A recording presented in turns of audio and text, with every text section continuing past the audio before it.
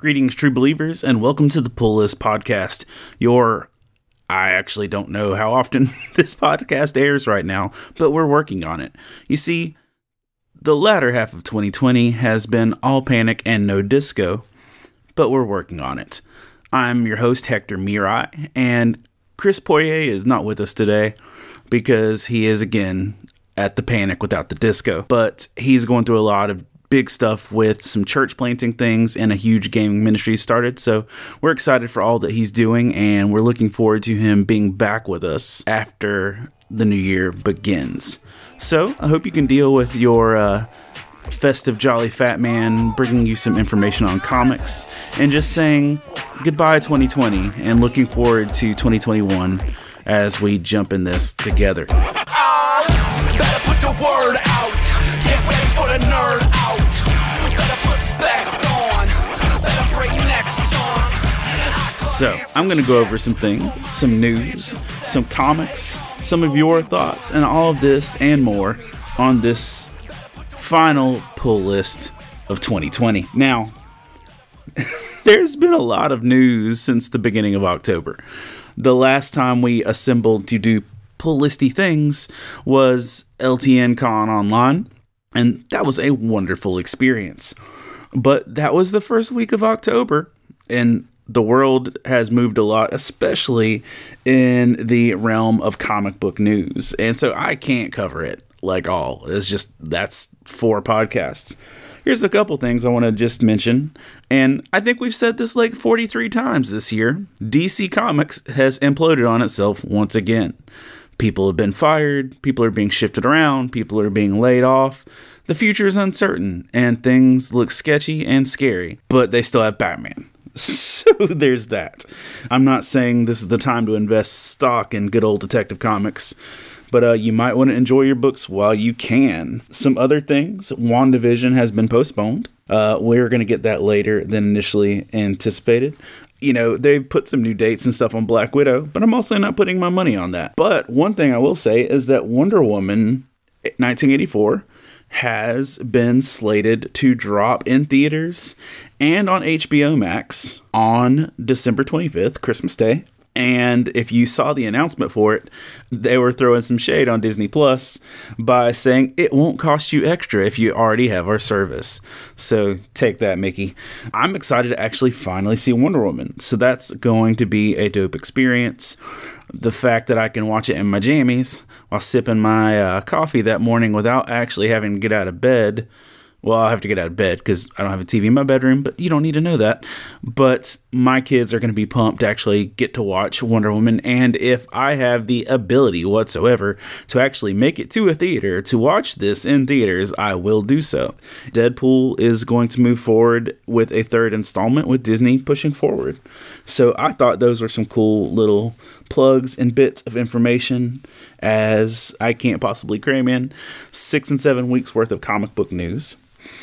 I want to just hit up to close out 2020 to share some of my favorite comic books with you for this year.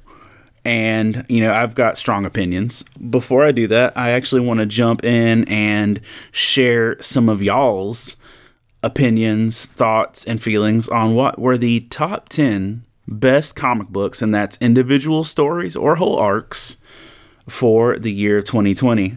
Gonna jump right in with Michael Don Brown II, and he says in no real order, Once and Future, and this is one that you heard Chris talk a lot about at its initial inception, and I've heard really great things, and I'm personally waiting for the full collective works of it, but I've heard lots of great things for Once and Future and could see it easily being on some folks' top 10 lists without real question. He also added that Darth Vader, the current run, has been almost as good or as good as the original run. And I actually, myself, am just getting started in the Star Wars comics on that level. And so looking forward to that. I think that's going to be a fun experience. Michael also said Marauders has been his favorite X-Men run. And again, that's mine as well. And I'm going to hit that a little bit further. He also really enjoyed John Constantine Hellblazer. Michael says that Firefly has been a good addition to the expanded universe. and Michael is entitled to his opinion, and I'm happy that we live in a world where there's more Firefly. Michael also drops that Daredevil has been fantastic all around, and I agree completely with that. And that Spider-Man's current run with the Sin Eater has been a very good book. I agree. Michael jumps in to say as well that Batman 3 Jokers was a great look at how the Joker has evolved over the years. He also mentions the Negan one-shot Negan Lives, which, by the way, I think that was a really super cool thing for Kirkman to drop a single story Negan issue to basically give comic book shops money. I also really didn't love the fact that I saw comic book shops completely abusing it to the point where they didn't even let some people get their hands on it to actually mark it up. But whatever. And he also mentioned Finger Guns, and I want to read Finger Guns. The shop that's closest to me has not been carrying it, and honestly, I've spent so much money doing other nerdy things in comics lately that I can't add another book. So I haven't done that. But that's Michael's top 10 list. Going to jump over to Adam Elliott, who says that there's some that are out there that are going, but we haven't quite got the payoff yet.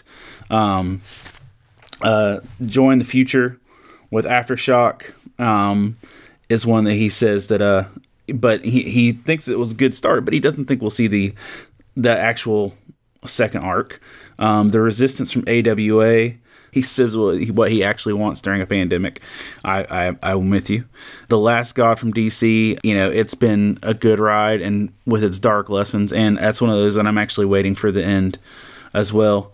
Curse of the White Knight that finished up in 2020, and I think Curse of the White Knight was a really good follow-up to Batman White Knight. Then he says that his favorite Marvel issues were the first 6 issues of Hickman's X-Men and New Mutants runs. Adam also goes on to say that X of Swords isn't a bad crossover. Honestly, if you're down for a fully immersive crossover, X of Swords probably is right up your alley. If you are frightened of bajillion issue crossovers to the level of the 90s Spider-Man Clone Saga, X of Swords looks like it's swinging for the fences with this. And I was really happy with the X-Men books I was reading, and then they all stopped to go play with swords, and I'm just sad because I wanted the stories I was reading, but whatever. Kevin Schaefer jumps in to say that in no particular order, Batman Curse of the White Knight, there's a trend here. We're seeing that one pretty frequently. Wind, Department of Truth, Year Zero, Blue and Green, The Oracle Code, Sweet Tooth Return. I haven't checked that one out yet, but I've heard really good things. Superman Smashes the Klan, which I hear getting a lot of praise and great critical praise as well. Green Lantern 80th Anniversary Special, Something is Killing the Children. And I'm really down with that as well. And then one more of y'all that I want to share your top 10s. Todd Turner, who knows all the things, says, and you might want to pay attention to his list because it's going to sound real redundant in the near future. But he says that here his top 10 lists are: number 1, Wonder Woman Dead Earth; number 2, Deceased Unkillables; number 3, Daredevil; number 4, Avengers Age of Khonshu; number 5, Department of Truth, which we've already heard listed; number 6, Thor; 7, Joker Special by John Carpenter. Real good deep cut choice there. Number 8 is 7 Secrets, 9 Shadow Service, and then 10 Batman Curse of the White Knight. And he even throws in an honorable mention of Death Metal. I'm not mad at giving Death Metal an honorable mention. It is a fun little ride of pure insanity. I can honestly, I never know what's coming with the Death Metal things. And you know what? I'm here for it. It's definitely been bananas. Bananas are high in potassium, so that's a good thing. What up, nerd? We hope you're enjoying the podcast. But did you know that Love Thy Nerd showcases most of their content on LTN Radio first? That's right.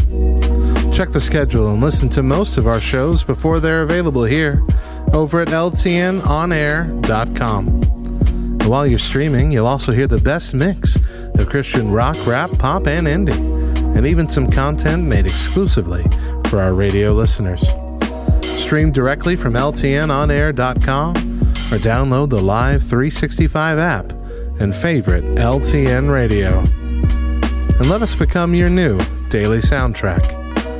You'll be glad you did. So I'm going to share with you my personal, and I don't even know that I've got 10. I'm going to give you my top 7. I'm going to give you some honorable mentions. And then I'm going to give you some that I would personally put in my free stuff pile. Meaning the ones that aren't just mediocre, but they're the ones like, I don't ever want to touch this again, and I don't care if I make money on them, so I'm going to give them away. So that's what's coming up. I'm going to jump right in. My honorable mentions. So honorable mention number 1, Batgirl. I did not read all of Batgirl in 2020. There was no real reason I didn't. It just wasn't jumping out at me. One of the first issues of Joker War was an issue where the Joker pulled a home invasion on Barbara Gordon. And it was very, very much a sequel to The Killing Joke. And it was terrifying and it was wonderful. And for that single issue alone, it would get an honorable mention. But from that issue on, as it finished up and wrapped out, I think just that little chunk of, 5 issues was a really well done piece of storytelling. So Batgirl gets an honorable mention. And honestly, if I read more of the arcs, I'd probably put her higher on my list. But that's my honorable mention. Another one, Marauders and X-Force were my 2 favorite X books as I've seen these things going so far. Marauders broke my heart because I loved what they were doing with Kitty Pryde, and then to kill her off, and then to bring her back-ish, and all the things.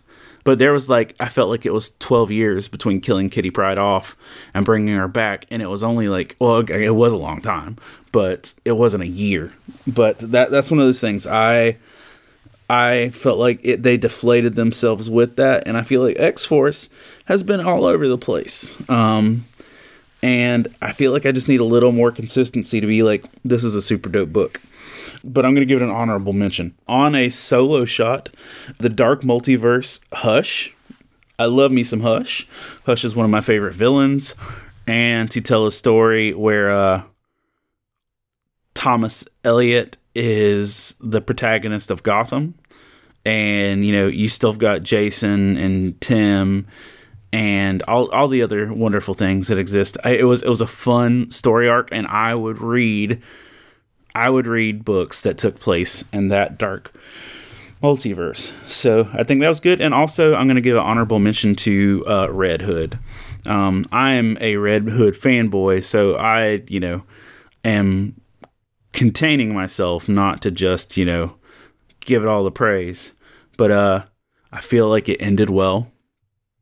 And I felt like it ended with some serious strength and encouragement. And I was really happy with just the love and care they gave Jason Todd in the last few years.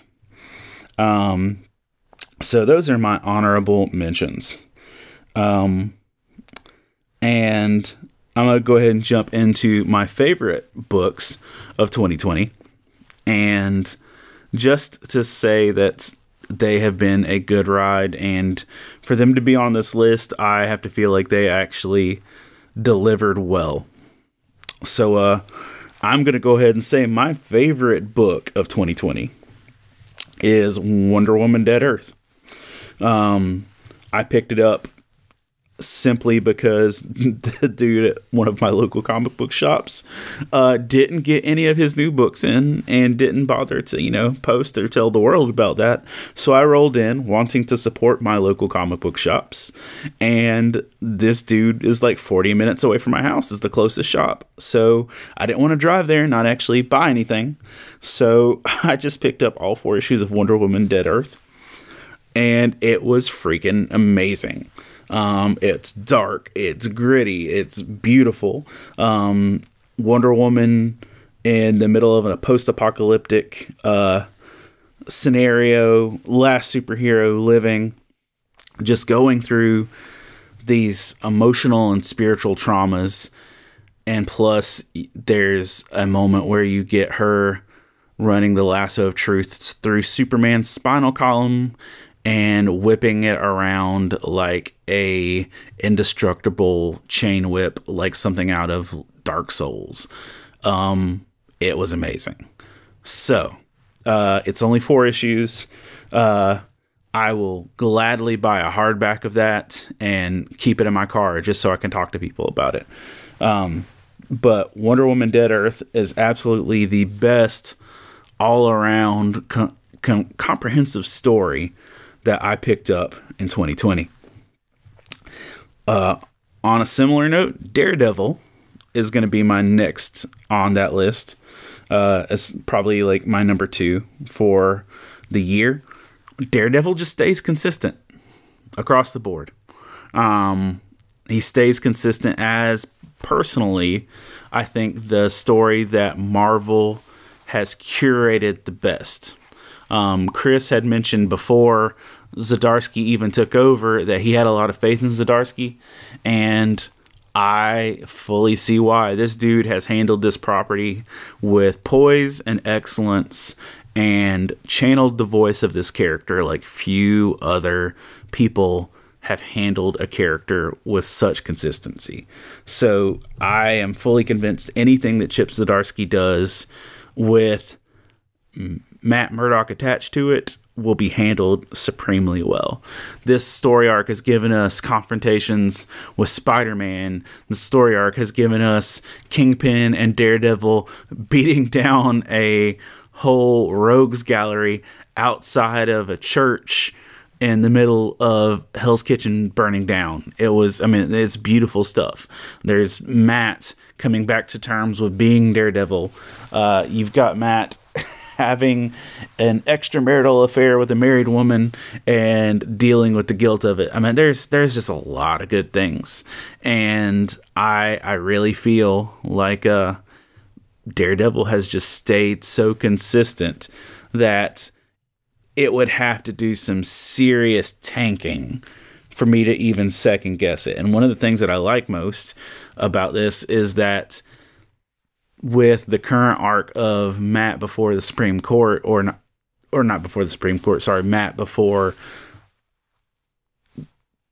the court system of turning himself in for the involuntary manslaughter of a criminal, we're taking it back to the issues where Matt went before the Supreme Court to argue that superheroes could keep their secret identities and still testify. So we are playing the long haul, big storytelling facet of getting this story to stuff that a story that predates the pull list. Chris and I talked about this before the pull list was even like in its inception. And it was actually that story with the Supreme Court was when Chris actually convinced me to start reading Daredevil. And honestly, I don't think I've missed an issue since then because it's been that good. So, I highly recommend if you are remotely a fan, you can pick up anywhere with Chip Zdarsky and keep going. But the 2020 run has been that consistent. Okay, I lied. Daredevil was not my second favorite book. It's my third. But just to space the DC and Marvel, Deceased is my second favorite. Deceased, the first book, I feel like so far has been the weakest of the storyline, but it wasn't weak at all, so that's saying a lot. But Deceased Unkillables and Deceased Dead Planet have been phenomenal.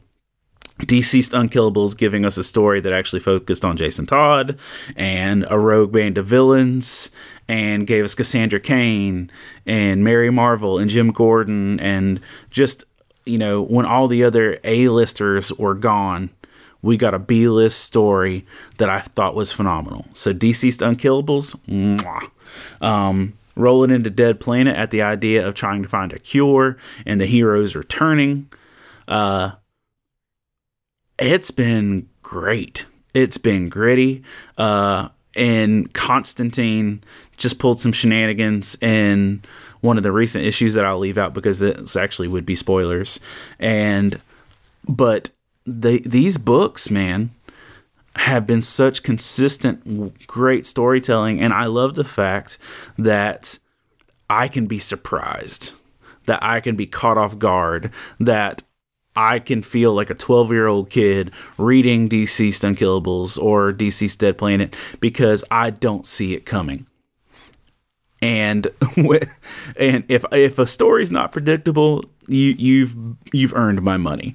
And so DC's Dead Planet, yeah, it's been great. So if you're moderately like the DC catalog and zombies, I'm telling you, you need to pick this stuff up. And one of the things that I love about it, the fact is they took Batman out of play way back in the first series. And so we get a new generation, this isn't a spoiler, but you get Damian Wayne as Batman. And it's wonderful and I'm really enjoying it. But like, if you're a Constantine fan, you get some of the best Constantine in this. Mr. Miracle also gets some of the best love since Tom King's run with him as well. So that's that. As like about everybody that I mentioned earlier, you mentioned Curse of the White Knight.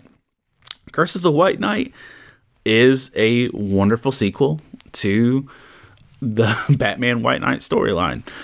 Getting Azrael in a Rambo vibe was brilliant and wonderful. And I really dug that. I really dug all that brought to it. They did not shy away from making this story something that actually carried its weight. One of the things that I dislike so much is when a story takes place and nothing changes. If you can read a story and nothing in the future of your reading is changed because the events of that story, I feel like you've wasted your time. And which is why some stuff is going to be on my free stuff pile later. But I really feel like White Knight was a great story. And personally, the Harley's relationship with Bruce in that was one of my favorite things. And between Harleen and White Knight, they have made Harley Quinn more of a character of substance than I think she was ever imaginable of being. And I really, really like what they did with her in Harleen, which I know that's last year. But man, what they did with her in Curse of the White Knight was really, really good as well. For one that's, we're only a few issues deep into it, so I'm just going to say it on here with some grace. But Big Girls. Big Girls has been a fun book. Good conspiracy, sci-fi, action, just psychotic mad scientist adventure of like all the boys turn into monsters and the girls grow big and they fight. It's some like kaiju stuff, but handled in a way that actually has some emotional teeth to it. So I have thoroughly enjoyed what I have seen from Big Girls. I know that there's a lot more story at play, but Big Girls, from everything I've seen, is going to pay out to be worth your time. Then next down on the list for me is the Darth Vader runs. The 7 issues that have dropped so far in this current run are great. And I think that it is a fantastic thing to get storylines this good with these characters. And if you've listened to this show, you've heard that Chris has beat this like a dead horse. But I am finally going back. This current run of Darth Vader has actually made me go back and start over and actually try to acquire and read all of the Vader books and probably Dr. Aphra. And I know it's, an older book, but in the original Vader run from Gillen, Dr. Aphra has this line where she says that I'm happy that my blood will be in the margins of a story we're telling, something to that effect. And I was like, that's freaking profound. And just her vibe with Vader gives me a remnants of Ahsoka, and I like it. I enjoy it a lot. So if you like Star Wars, I highly recommend that you pick up the Vader runs. Go back and pick up the Gillen run, pick up the Pack run, and then jump into where we are. Pick up the Soul run, then the Pack run.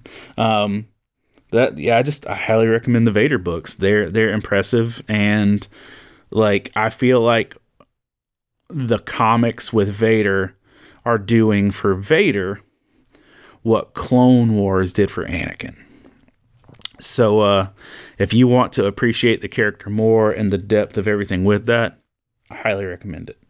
And then my last book, just to throw out there, is the Amazing Spider-Man run for Spider-Man. Specifically starting with like Sin's Rising and the stuff with Sin Eater. Now, I've had a great run with it. I've enjoyed the stuff, and it's one again those that it keeps me guessing. And I've had a blast with it. I think it's some of the best Spider-Man storytelling in a minute.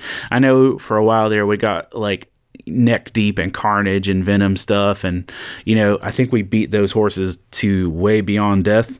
But this is a fresh storytelling, and for me it has a very 90s feel in a very positive way. So if you're a Spider-Man fan, personally I think that has been one of the best things. So as I'm wrapping up for 2020, just want to say that I mean, no shade to these, but like these are ones that after purchasing them, I kind of just wish I'd skipped. So this is my free stuff pile. First off, Mercy.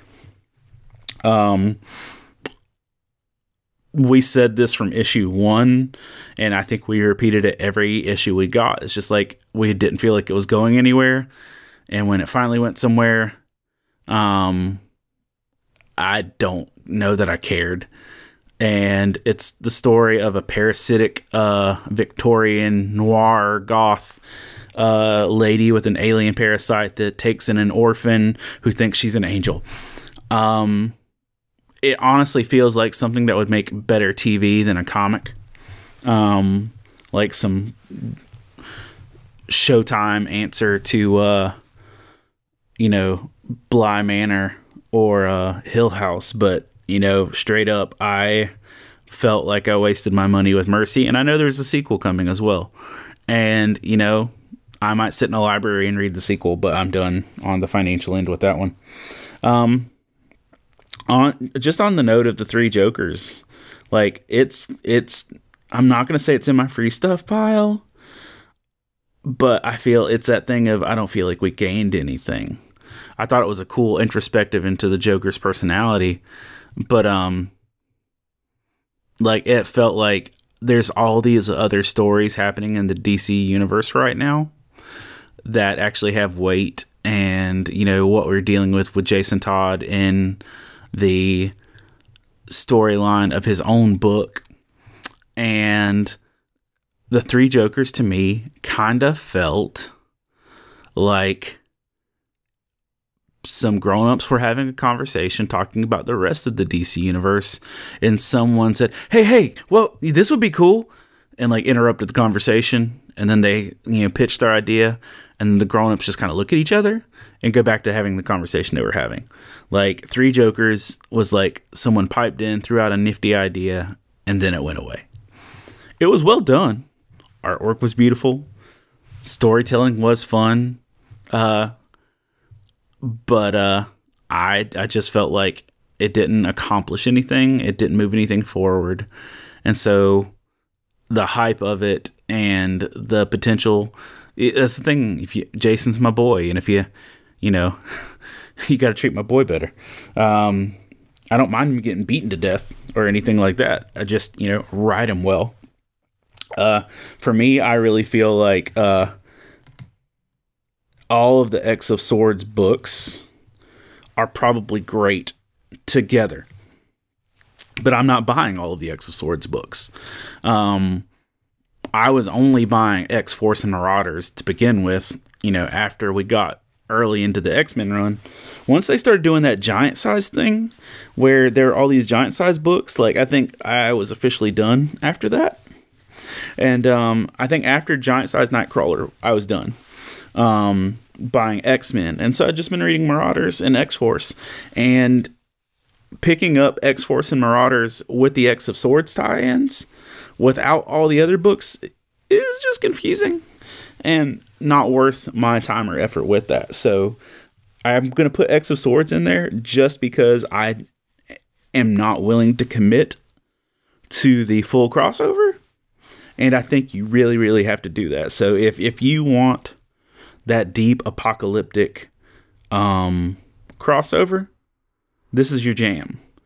But if it's not what you're looking for, you need to probably sit out on the X-Men for a minute. And then I'm going to throw a basket full of heads. Joe Hill's book. I just think I expected more. And it felt like a quick dip into a Tales from the Crypt episode, but not something that deserved my patience and my dollars. And then for me personally, I feel like Pack is not handling not Star Wars. Backtrack. Firefly to the ability that he should be.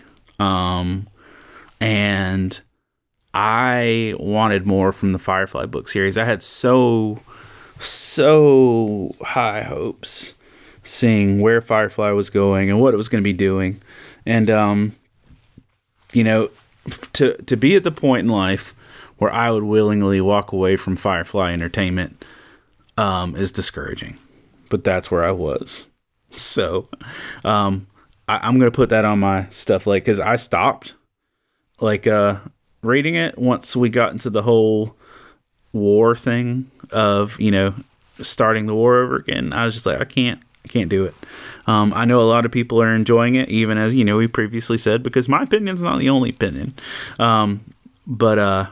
And Chris isn't here to argue with me or tell me that my opinion's bad. But so what I want to tell you is that read more comics, because legitimately appreciate them while you have them. I feel like we're at a turning point for the industry and a turning point for the culture. And I canceled my DC Universe subscription. So what's that tell you? I was beating that drum before day one, and I canceled my DC Universe subscription. So I think that should tell you that the end is nigh, and we need to appreciate what we've got while we've got it. But that's going to wrap us up for this end of the year best of 2020 edition of the Pull List podcast. And we are looking forward to refreshing and rebranding and, all the words heading into 2021. And we look forward to joining back with you as January hits. We're taking the month of December off to recoup and enjoy our families and holidays, and starting groundbreaking gaming ministries in the middle of Georgia. I'm not doing that one.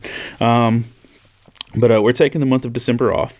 But again, we still love to talk to you in the Love Thy Nerd community. And I'd still really love to hear your top 10 picks for comic books for this year as well. But as we often say, we don't do this alone. With the Pull List being just one podcast, there are lots of other podcasts out there as part of our network as well, and you should check that out. And also all the awesome things happening on LTN Radio. The LTN Radio happened since the last time we did this podcast. So literally, the world is different. So make sure you check out all that LTN Radio has to offer as far as shows and podcasts as well. And thank you for taking, these 35, 40 minutes just to hang out with me. And hear my opinions and my ramblings. And I look forward to actually being in your ear holes in the near future. And as we say, read more comics. I'm gonna take all 7 continents, the game of